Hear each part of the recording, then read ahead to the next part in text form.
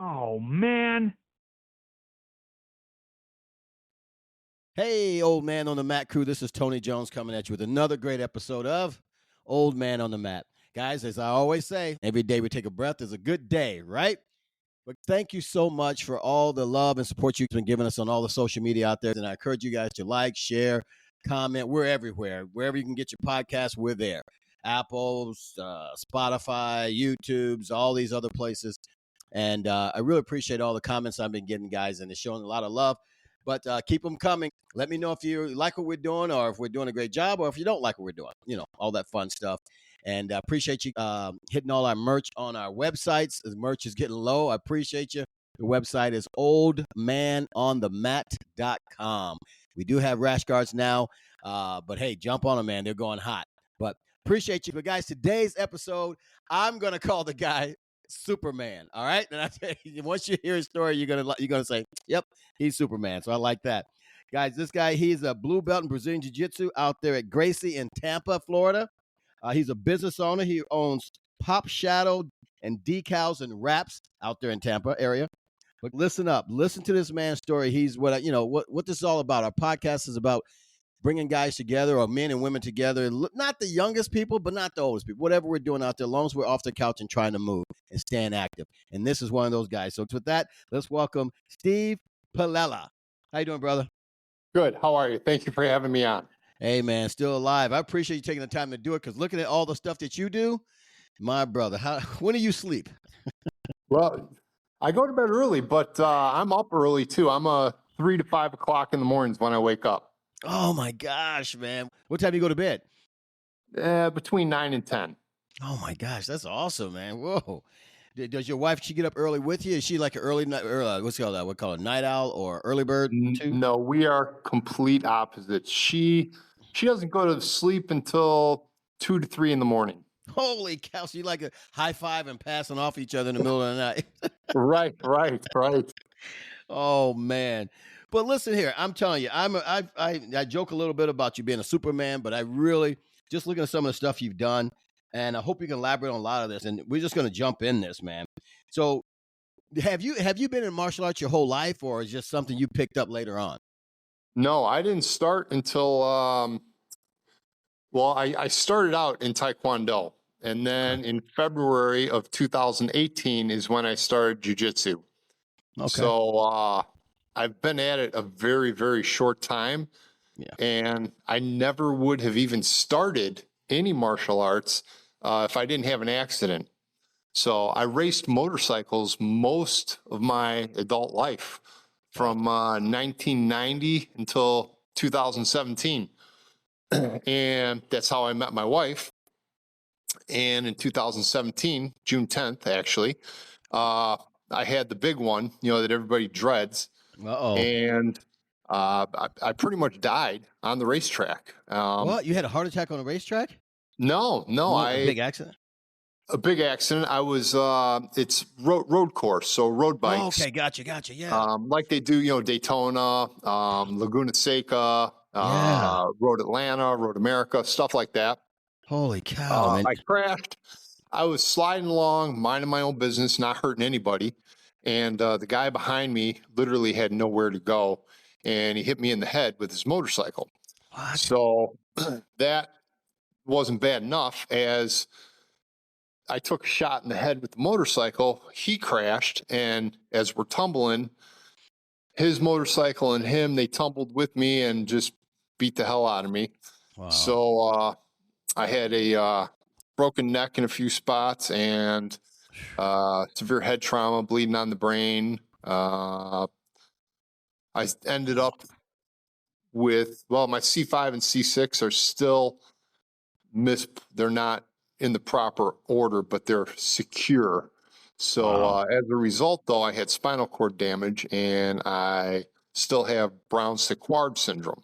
So they, whenever I when I moved from Chicago down to Florida and I had to get new doctors for everything, I would go in and I'd write it down and half of them knew what it was and the other half had no idea. Wow. So they're like, well, what's that? So I would explain it to them and they're like, get out. So they would bring people in to check it out. And Really? so what brown sequard is half of your body has no feeling, and the other half of the body is supposed to remain paralyzed. So my left side has little to no feeling, and my right side was paralyzed, What? which is why I started martial arts. So they wouldn't let me out of inpatient rehab until I could walk a little bit. So I Yeah. walked with a walker, and I got out, and with the help of my wife, she's like, she walked. I swear I walked 10 miles a day. She's like, we are going, get up out of that bed. Let's go. So Wow. she was hardcore. So if it wasn't for her, who knows how long I would have been in there. But Man. so I get out, and I could barely walk. I had a really hard time walking. And what helped me a lot in therapy is, you know, everybody in jiu-jitsu is an overachiever. So I wanted, and I'm competitive, so I wanted to do better. So I did all of their therapy. I went through their whole therapy curriculum, and they created their own therapy sessions for me, which I thought was going to be great.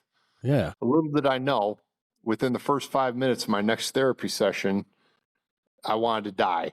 Really? Yeah, because they threw out their whole program that they had, made one for me, and it was all yoga. And when you're paralyzed and you're trying to do yoga's tough, man. And I bet. so Wow. what I wanted to do is when I got out, I'm like, well, I'm going to look for a yoga place. So we lived in a nice area, and I'm traveling around, and I stopped in at a couple of them, and the women all had their mega dollar yoga outfits on and their imported mats, and they start with the yoga, and I swear nobody was sweating. I'm like, oh my Really? God, because I was, within the first 30 seconds in rehab, I don't think I've ever sweat so much. Wow. So, and then everybody was namaste, namaste. To this day, if somebody says namaste, I have PTSD, and so, that wasn't for me.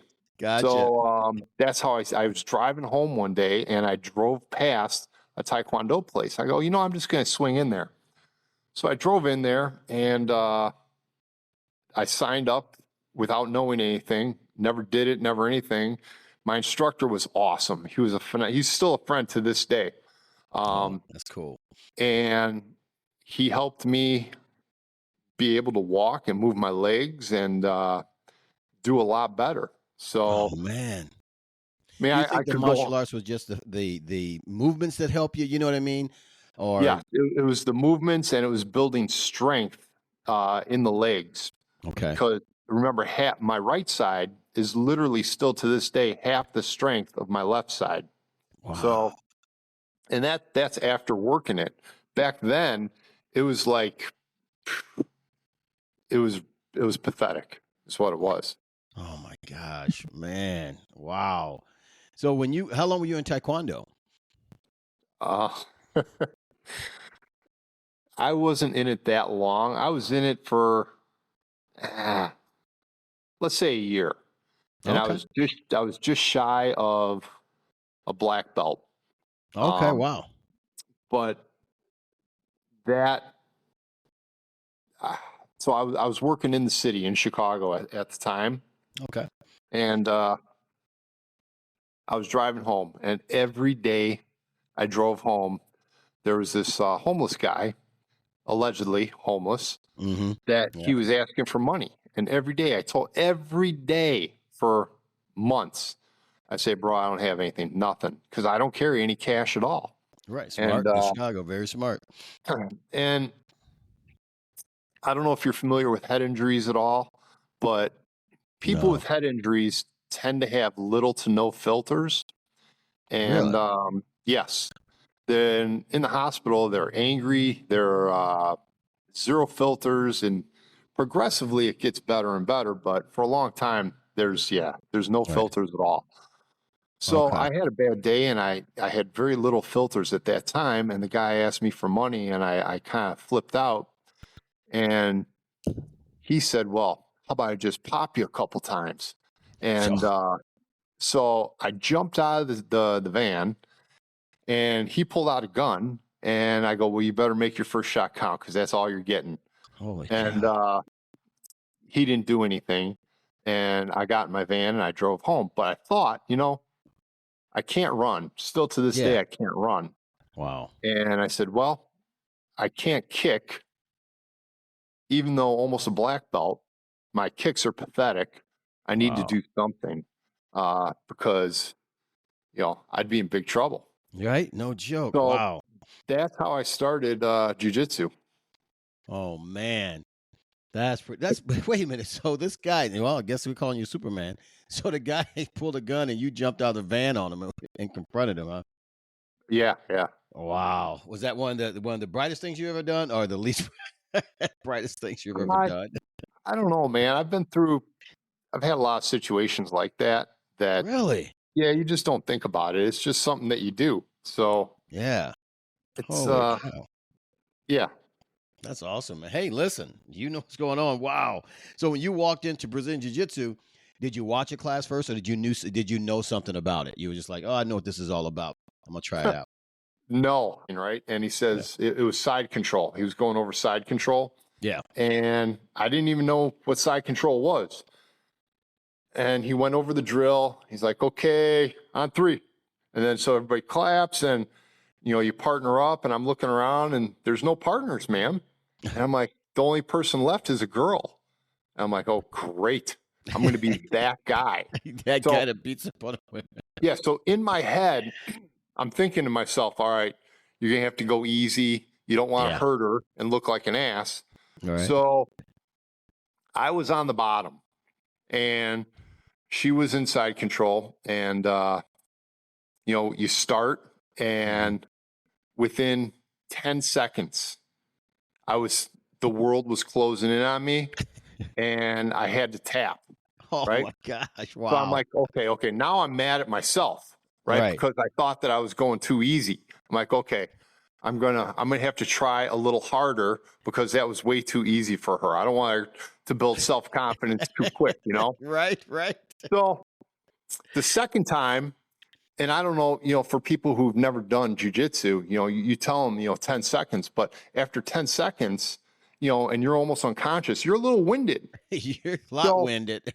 right. So the next time, we start the same drill, the same procedure, and I swear I didn't last but maybe 5 seconds, and I'm Wow. tapping again.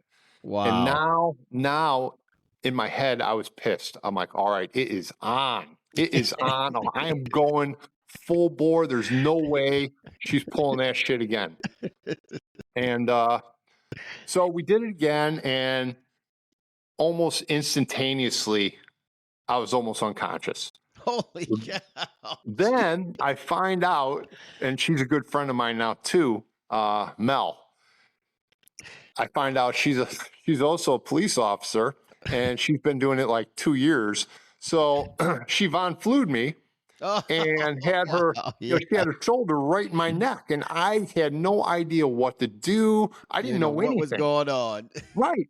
So from that point on, I'm like, all right, I am all in.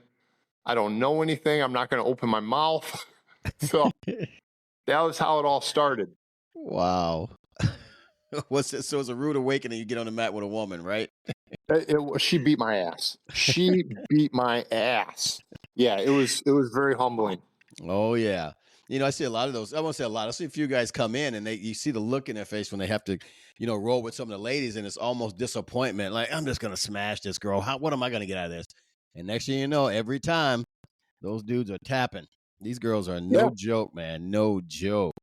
Wow. So still to this day, the worst ass beating I've ever had, minus coach, is from a girl, 115 pounds, and it just they're small, they're light, Mhm. they're fast, they're Fast. nimble, they're flexible, and Man. they inflict a lot of pain. Oh yeah. I told we have some of those ladies at our gym out Lake County Brazilian Jiu-Jitsu out there, and I told one of my buddies when I was roll with the ladies, I'm like, so when do I stop taking it easy because they're killing me, And he was like, well, you just got to put a little more pressure on them, that'll work. And I remember doing a little more pressure, it didn't work. Right. So when you started Brazilian Jiu-Jitsu, now how long before you said, this is something I really want to do? That day. Really? Yeah, it was Okay. that day. Because going into that, growing up as a kid in high school, I'm 56, so I grew up in a time where you could fight in school and you didn't get in trouble. Right. And Right. then through this, you learn you really didn't know how to fight. Yeah. So right then and there is when I decided, okay, I'm in. Yeah. Yeah. What did you like a lot about it? Because I know a lot of times I talk to guys and ask, what did you like about Brazilian Jiu-Jitsu or whatever art they're doing, but we're talking about Brazilian Jiu-Jitsu on this point. What did you like about it? Some of the guys are just like, I like the whole, the workout, the techniques and all that stuff. What did you like about it the most? Man, that's a book in itself. I like the fact that the human body is so resilient. I have crashed on a motorcycle at about 140, Jeez. slid, tumbled, got up, and I was okay. Wow. You're banged up a little bit, you're hurt, you're like, I'm going to feel that tomorrow. Yeah. Jiu-Jitsu, you can break almost anything on a person's body with one hand. Mm. You can kill them with one hand, mm-hmm. which I find extremely fascinating. Not the killing part, but your body is super, super tough, yet super fragile at the same time. So that to me is remarkable. That's what I like the most. Okay. Makes sense. Now, do you train differently with all, the injuries you have now and everything? And do you train differently? Like take it easy, you roll for 5 minutes and you take a break, or certain things you do and don't do? No, I used to when I was healing, because I started not long after I was out of rehab. Right. So there were things I didn't do, certain takedowns I didn't do, where you get in a guillotine and then you roll over backwards and you're in top mount. Yeah. I didn't do that one, obviously, because the neck wasn't so good. Yeah. Yeah. But Smart. the only thing I kind of stay away from today is a Peruvian necktie. So at that one, unless I have a good partner who is, brown belt, black belt, knows what they're doing, and Right. they know, I'm going to stay away from that, and I kind of protect myself, try to not to, let that happen. Yeah. But other than that, I'm all in, man. Oh man, that's awesome, man. Now, do you do competitions at all?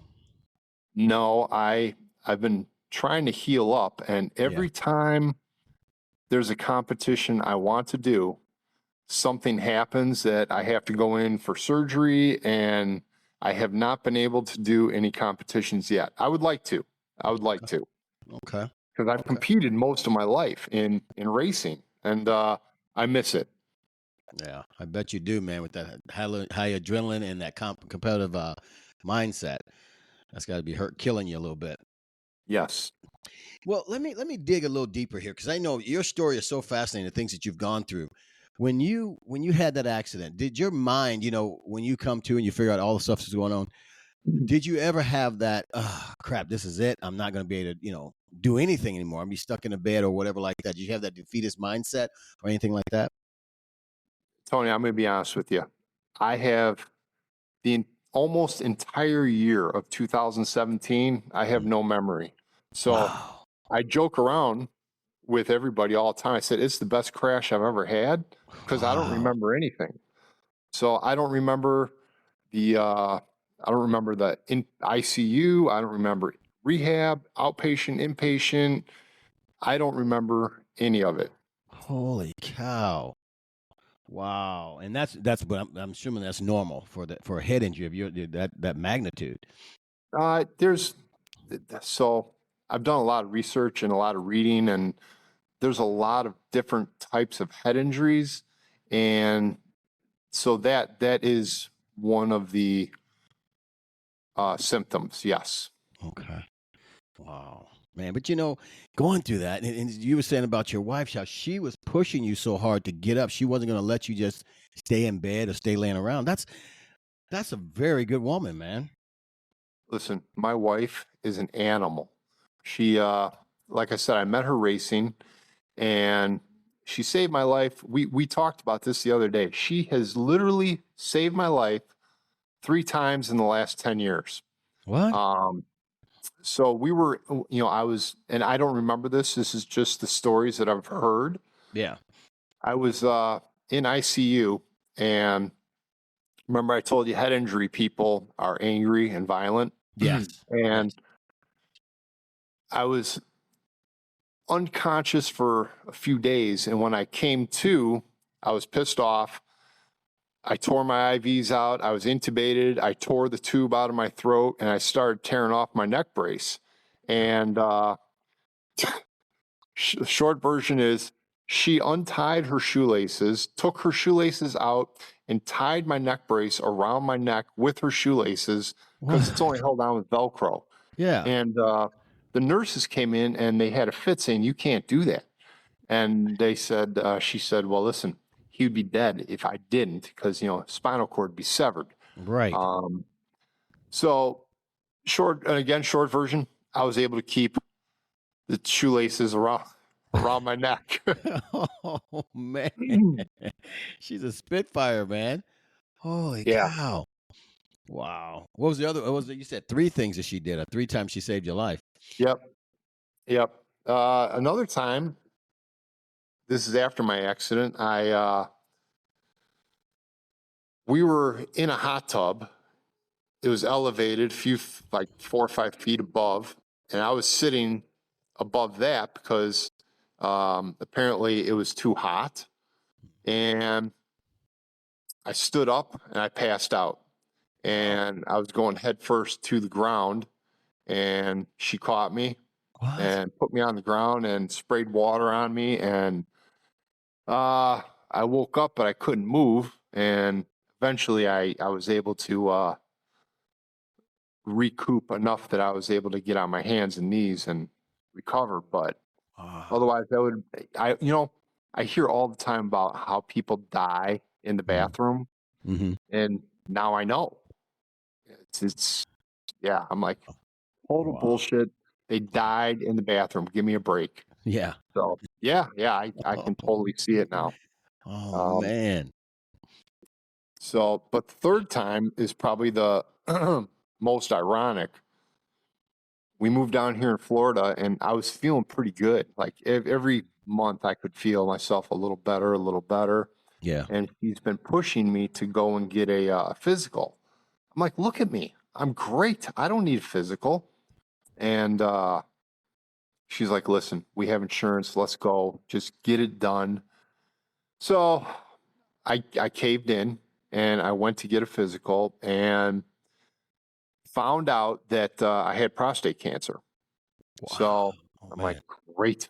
So, and caught it just in time. So I didn't want to do surgery right away, and I didn't want to do anything right away. So I watched it I put it off and put it off. I kept getting my PSA checked, and it would go down, then it would go up, then it would go down. Meanwhile, she had breast cancer. Oh my God. And so she just finished up the breast cancer when they told me that my PSA was way too elevated, and they wanted me to do a biopsy. So elevated? Yeah, it was too high. The PSA was too high. Oh wow. So I'm like, all right, I went in, and they did a biopsy, and so this is really strange, medically. So that they look at it and they go, man, I don't know everything, but this is pre-biopsy. Mm-hmm. I go in, they did a ultrasound. They go, man, I don't know. Everything looks pretty good. I don't see anything bad. And then he's like, but I still want you to get an MRI. So I go, I got an MRI, and like, yeah, everything looks pretty good. So then, then later, after she was all cleared, that's when I went to do another PSA test, and it came back high. They're like, let's do a biopsy. So I went and did the biopsy, and came back not so good. Wow. So like, yeah, let's go and do I researched a lot, and did a prostatectomy where they get rid of the prostate. Mm-hmm. And I would take that over radiation any day. I know there's huge debates about it, but Yeah. for me, I think that was the best route. Yeah. So I have no regrets about it. Everything's still good. So yeah. Man, you have been through some things. Holy cow. And your mindset, you're still fighting. You're still out there, trying to push forward. Well, you Holy got no cow. option. I mean, your other option is just sit on the couch. And, I think that's when people die. You just Mm-hmm. sit there. I don't know, man. That's But just not who I am. I get it, man. I get it. What do they say about when you retire? When a person retires without a purpose, after he retires, he dies within the first a year or 6 months or something crazy like that. They usually Yeah. die. Holy cow, man! So your wife saved your life, and you've been active, and everything else saved your life. What's your workout routine? Are you working out every day, or are you just going to Brazilian Jiu-Jitsu a few times a week? I go to jiu-jitsu every day. Mostly every day. If not that, then Sundays we do an open mat. Yeah. So other than that, I try to get some rolling in every day. Holy cow! Wow. Do you ever feel like you're over working out, over rolling, and all that, overtraining in Brazilian Jiu-Jitsu? I do not. Okay. All right. That's good. That's really good. Are you lifting any weights or anything like that? No, you know what? So I am not. My wife just joined a gym uh, for the pool. She just got into triathlons and stuff. Oh wow. So I'm thinking about going and starting a weight program. Uh, I'm working up to it. Okay. Okay. That's fine. That's completely fine. Are you still doing the 10 miles a day or something like that she had you doing to get you all healthy and everything? No, no, no. I walked a lot. We did taekwondo. Oh, well, when we moved down here to Florida, um, I started taekwondo again and jiu-jitsu. I did both of them at the same time. Okay. And I'm like, why don't you come and try this with me? I think you'd like it. So she came, and she still does taekwondo to this day. Wow. I do not. Okay. Okay. She probably didn't want a whole bunch of sweaty people on her, from Brazilian Jiu-Jitsu, you know what I mean? Yeah, It's and sweaty. funny enough, we talked about this last night, actually. Yeah. She said it's not that. She doesn't want to be in pain. Okay. I'm like, well, you can tap early and tap often, then you're not in Yeah. pain. Yeah. She goes, well, yeah, but then your partner doesn't get anything out of it. Mm. I go, well, yes and no. Yeah. Yeah. Man, that's cool that she's, but she has a great mind about it. She's still doing something she loves, taekwondo, triathlete, all this other stuff. Yep. Holy cow, man. So what's the arguments like around the house? She wins them all. Absolutely. Absolutely. She can take you out, man. That's good stuff. Now, are you doing like a strict diet also now? You know what I mean? As active as you are and things like that. No, I've never done a diet. I born and raised Italian, and my wife is from former Yugoslavia. So we eat really healthy to begin with. We make our own food. We don't go out. Never eat fast food. Not that it's bad. Yeah. Well, it is bad, but Yeah. it's just, when you can make something at home quick, and it's so much better than what you get out Yeah. there. It's just, we both cook. Wow. She's a better cook, but Yeah. Yeah. So Any I've never had a diet ever my entire life. Really, but you know what? You're still healthy, right? It's the Yep. food you're putting in your body, man. It doesn't have to be anything strict diet, but just what you're putting in. That's awesome. Do you Yep. do supplements and everything like that too, or Well, that depends what you consider a supplement. For normal supplements, no, I don't do any supplements. Okay. But I do microdosing quite a bit. Okay. And how does that help you?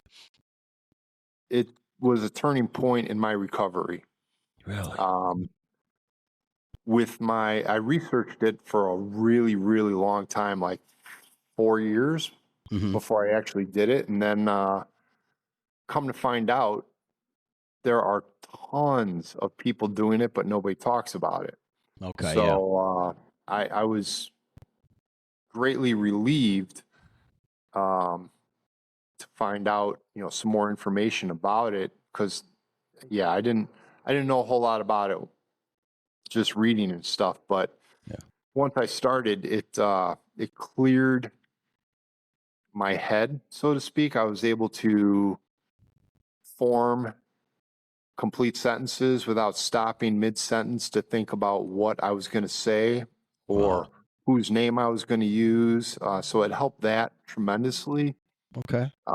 It I still have not a lot, but I still have a little bit of anxiety where, like, if we have to leave the house and go somewhere with a lot of people, Hmm. not a big fan.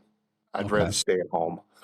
Okay. But so it's helped with that, but um, I could do better.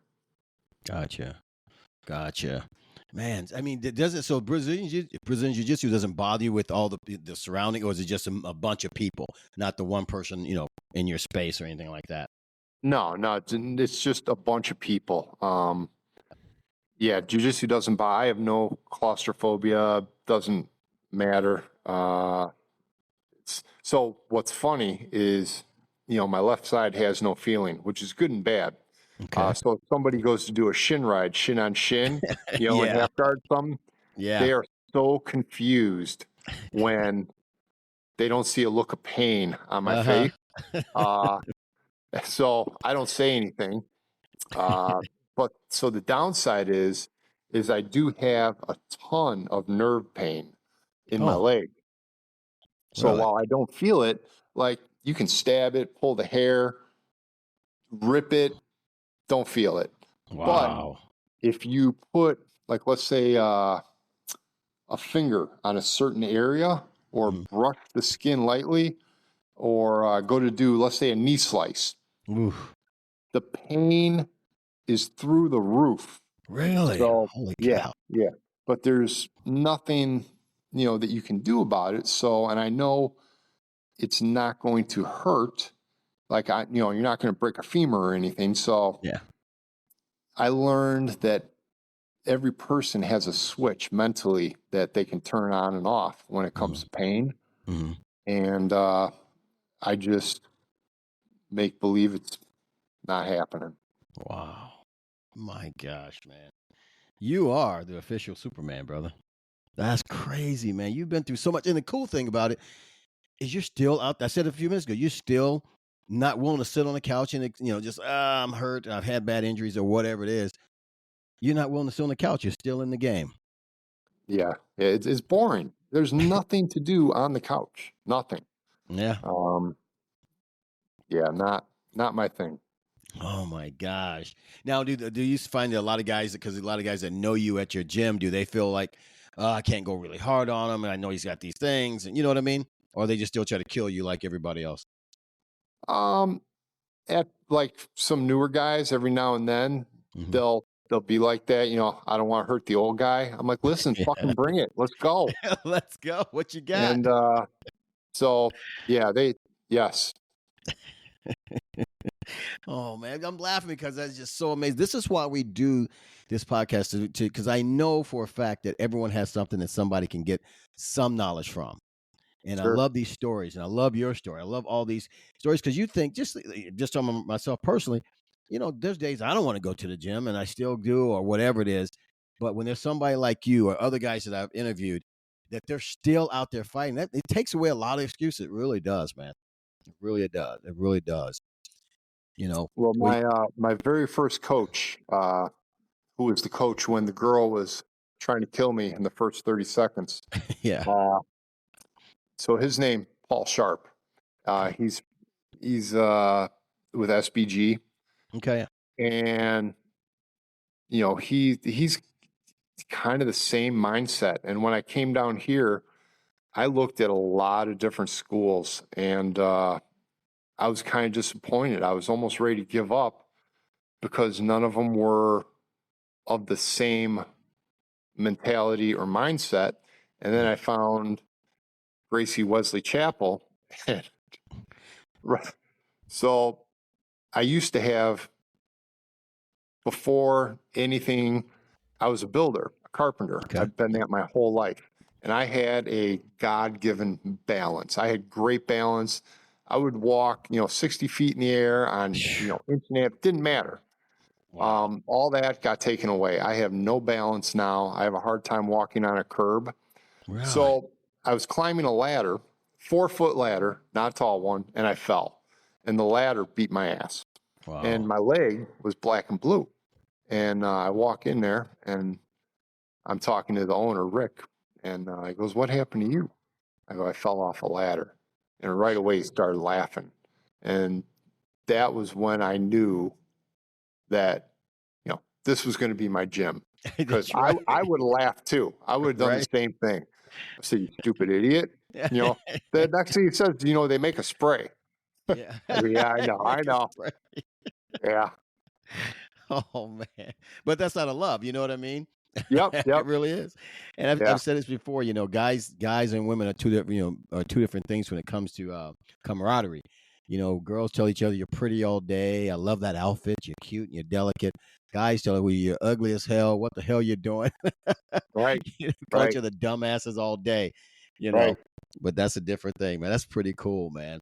Now you said that the other gyms didn't have the right mindset. Was it just that drive to that? They didn't have that humor, that all that. What didn't they have that this gym's got for you? You're not bashing them, you know what I mean? Yeah, I don't want the punishment, but I went to a couple gyms, and the coach, it was a fairly large room, and let's just say he was standing in a 6-foot by 6-foot box, and he never moved out of the box for the entire class. Really? And the people in the back, I guarantee they were doing it wrong, and he never moved. And I'm like, okay, I'm out. Definitely not mine. And then another one was, they branded themselves as a competition type of gym. I'm like, all right, that's cool because I want to compete. Yeah. And I called them up and no answer. And then I called them again and said, yeah, come on by.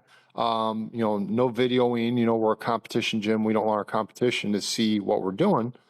Okay. I'm like, all right, cool. I can understand that. Yeah. So I walked in about 10 minutes before class, let's say 7 o'clock. I got there 10 to 7.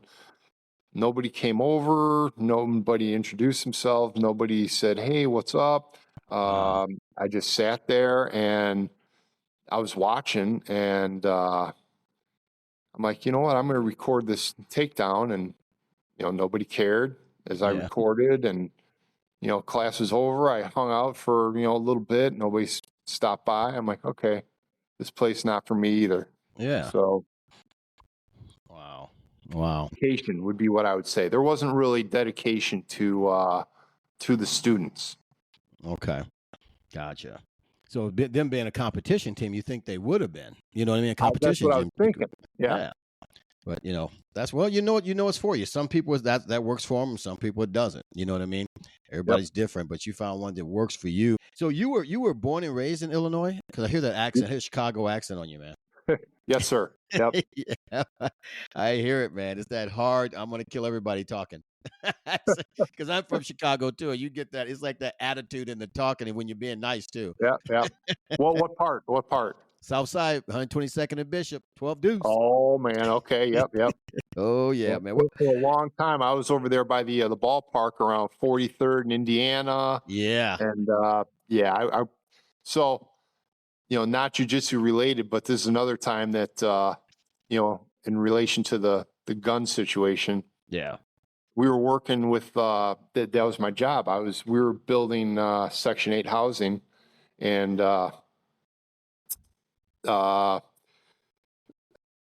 very first day, we're inside this building, and guy says, "Steve, there's some people here to see you." And I walk outside not knowing anything. 20, 30 people surround me. And it was July. What? It was July, and these guys are all wearing coats. And I'm Oh like, man. man. So, when 20, 30 people surround you, there's nothing you can do. Right. And I'm like, this is it. This is how it goes right here. Right. This is my last breath. Right. And but they just wanted me to hire their people. And I'm like, listen, Yep. man, I have nothing to do with that. And so long story short on that also, that's when I found out how the city is actually run.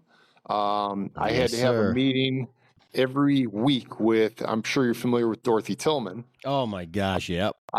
I had a meeting with her and the gang leaders every week. And it was an eye opener. Wow.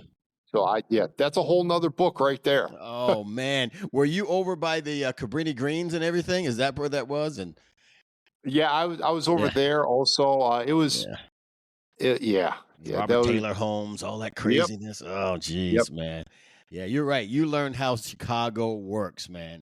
You don't yep, go nowhere without approval. I'm doing quotation marks without approval yep, kind of things. yep, It's insane, man. yep, yep, yep. But you when you moved from Chicago, you went right to Tampa area. Where'd you move to in Florida? Yes, Tampa, just north of Tampa Airport. We're 15, 18 minutes north of the Tampa Airport. Oh man. Oh, I love Florida, man. I was down in I was at Miami here in April. I was in Key West. Oh, I love it. Key West down there, man. Yep, yep. Beautiful, beautiful, beautiful, beautiful. But I do want to move to Tennessee. Florida, I love it. Would love to get there, but Tennessee mountains, I couldn't live without them. That's where I wanted to originally move, and my wife said absolutely not. I said, Oh, why not? really? She goes, yeah, she goes, it still gets cold in Tennessee. I'm like, are you crazy? She's like, it still snows.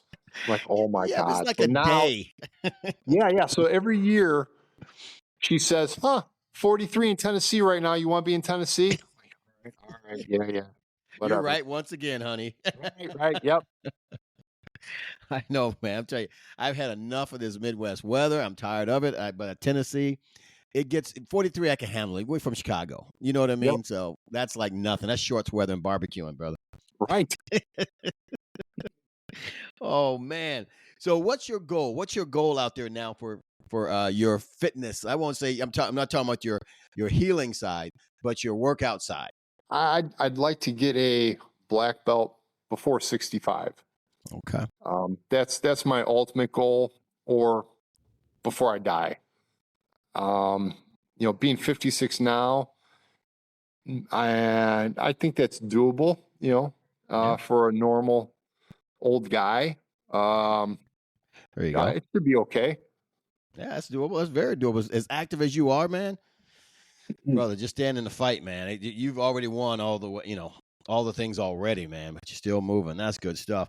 Hey, tell me something here. This is a good one here because I love asking this question to most everybody because everybody's got a different mindset or different take on, what they did when they started martial arts or Brazilian Jiu-Jitsu or anything. What's some advice you'll give to another older guy, older woman, older person that says, you know what, I haven't done martial arts, haven't done anything fitness wise. You know what, but I want to give this a shot. What would you tell them to do? Just go. Don't think about it, because you'll think yourself right out of doing it. Just Yeah. go and try it, because I've had literally triathlete people come and say, I'm in great shape. It wouldn't even be, I wouldn't even get gassed out. I go, listen, man, it's a lot different. It's not like, riding a bike for 100 miles. It's Yeah. completely different. And I got shooed away, and then Mm-hmm. one guy came out to try it, and it was hilarious. I'd say under a minute, for sure, under a minute. Gassed out, puffing, looking like a freight train. I'm like, I thought no problem. What's up? You're like, yeah, it's a lot different. I know. But it is a different type of cardio. It really is, man. It's like everything's firing off at once, and so you get so Yep. winded and exhausted fast in there. Man, Yep. it's nothing like you think, man. Well, you know what, man? What are some life principles you live by? No reason to quit. No reason to give up. Just keep trying. I have failed so many times. So I've worked for myself forever, and I've failed in business multiple times, but you learn from every failure and you try to do better on your next one. And then you'll think, oh man, I am killing it, whether it's business or relationship or whatever. Yeah. And then something will hit you out of the blue, blindside you. And you're like, I did not see that coming. And either you recover from it or you fail, but you use that to learn and rebuild again. So I've literally lost everything 3 times. Wow. And I've rebuilt each time, and I do pretty good, man. Do pretty good for myself. That's awesome, man. Praise God, man. I like that. That's a good mindset. That's good principles, man. I like that. I'm going to get that on a shirt. No reason to quit. That's good stuff. And no joke, man. That's good stuff. I appreciate you, man, for taking all the time you did for us today. But before we get you out of here, let everyone know how they can reach you. Your social medias, your phone numbers, your business, your gym, everything. Because I would love people to get to know you, man. Where can they reach you and all that stuff? The gym I go to is Gracie Wesley Chapel in Wesley Chapel, Florida. And they can reach me on social media, Steve Palella, on Instagram. It's just one long word, Steve Palella, STEVE PALELLA. Same thing on Facebook, Steve Palella. And that's it. I'm pretty low key, man. I don't have a lot of stuff. Hey, you got a lot you have to offer, man. And I'm not just saying this to blow sunshine up your ass at all, man. But I'm telling you, man, you have a story. I would tell you, work on a book, man. I really believe that, man. You touch a lot of lives with what you've been through, and you're still out there fighting, man. That's awesome, brother. Well, I have I'm not a fan of writing or reading, but man, there's so many books that we could write just on job sites. The job sites are unbelievable. Oh my God, I could write a book about just this one job site. But then, haven't even gotten into the helicopters. Man, you're right. You're a pilot too, right? You're a pilot, helicopter pilot. Yep. Yeah. No. I was going to move to Alaska. I was going to move to Alaska and have a helicopter charter business. And I'd been to Alaska before for snowboarding, stuff like that, but not for business. So when I went there, I traveled nearly all of Alaska, flew around, talked to all the operators, and it wasn't for me. The money just to get insurance there was ridiculous because of the high fatalities and crashes. Wow. So came home and sold the helicopter. You bought one before you found all that stuff out? No, I bought one because I wanted to do that full time instead of being a builder because I was burned out. I'm like, there's got to be something else I can do. So that's how I started flying. And then once I found out how much they don't make a whole lot, man. Like I thought every helicopter pilot made $200,000-$300,000 a year. Yeah. No. Back then, the guy who finished up my commercial license, he was the head pilot for an EMS company. I think he was making 65. What? Yeah, 65 or 70. That's crazy. It was sad. That's crazy. It's up more now, but not a lot. Yeah. So, I made way more than that being a builder. So I'm like, well, I guess builder is what it is. Back to the blocks, right? Right. Oh, man. Wow. So you said you were looking at moving to Alaska. Yep. Was that just to be a pilot, or you thought you'd love the wilderness out there? No, the state is awesome. I love the state. I flew around up there a little bit. It's out of my skill set. That I don't have an IFR rating, and that you definitely need IFR up there. Okay. So I don't have that. And I'm like, okay, well, if I do this, I need a lot more seat time, and that equals more money. And Right. so I didn't do it. I shelved it. But it's a great state. The people are great. It has its downsides too, just like everything everywhere. There's upsides and downsides, but Yeah. I loved it there. It was great. Wow. Oh my gosh. The only thing I know about Alaska, I don't know much about Alaska. I had a friend that was a traveling nurse out there, and he was on the he wasn't flying. He was riding the plane, the hoppers, what do you call it? Jumpers? Yep. From little area to area doing that, man. He said it was intense, but it was a lot of fun. Wow, man. Now you into hunting too or no? No, I don't hunt a whole lot. Nope. Oh man. Man, I'm listening to everything you're doing. I'm like, you're a man's man, dude. You got to be dragging something home and killing it, you know? Well, that was one of so I wanted to go up there for one of the things I wanted to do besides the heli skiing and chartering was the hunting.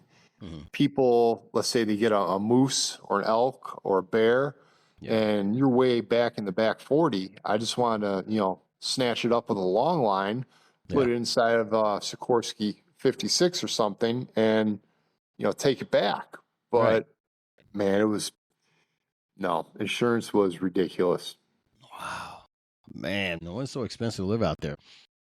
Yep. Holy cow. So that's your hobby. You still fly a little bit or no? I have not flown for a long time. No, Now, helicopters, are they harder to learn to fly than a regular airplane? they are. Okay, because you got all those moving parts, the feet, the hand, all that stuff. Yep. What was the hardest part about it? Learning to hover. Learning to hover was the hardest part. Took about 5 hours. To just sit still. Yep. Oh man, that's crazy, man. That's awesome. Well, hey, you know what? I'm afraid of heights anyway, but you'll never know because I'm terrified, but I know how to hold it inside. Yeah. Well, brother, this has been awesome, man. I appreciate you so much, man. Thank you so much for taking your time to do this. And I'm telling you, somebody's got something from your life story. You're a really good Well, guy. thanks for having me. Thank you for having me on. I appreciate it. Thank Hey, you. man, I appreciate you, man. So we'll talk soon. We'll get a part 2 when you to talk about the job sites. That'll be awesome, man. That'd be awesome. We're going to need at least another hour for that one. There you go. All right, brother. I appreciate you more than you know. You take care of yourself out there. We'll talk soon. All right. Thank you, Tony. Good night. All right, brother. Take care. Bye-bye.